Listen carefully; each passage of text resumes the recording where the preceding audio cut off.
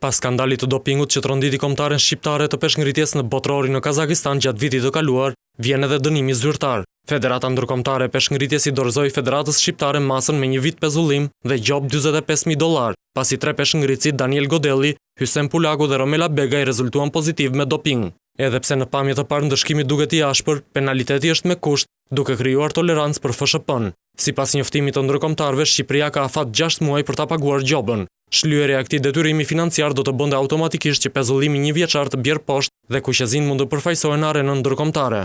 Lëshimi nga IVF vjen pas ankesave të palës shqiptare se dopingu për sportistët është dhënë qëllimisht për të goditur skuadrën. Prej kohësh drejtuesit e shtangës akuzojnë Greqinë për këtë skenar. Gjithsesi, Godelli i hoqën 2 tituj botror, Begaj titulli botror në shkëputje dhe Polaku titulli evropian për të rinj. Në gjobën e marrë secili nga 3 shtangistët do të paguajë nga $5.000. Sipas presidentit të peshngritjes Eles Gjoza, pjesa e mbetur me vlerë $30.000 do të shlyhet me ndihmën e bizneseve. Synimi është që gjoba të shlyhet sa më shpejt dhe pezullimi të hiqet në kohë për pjesëmarrjen e Shqipërisë në botrorin në Houston të Shteteve të Bashkuara nga 20 deri në 29 nëntor 2015. Heqja e pezullimit nuk rrezikon as pjesëmarrjen e shtangës në Olimpiadën Rio 2016.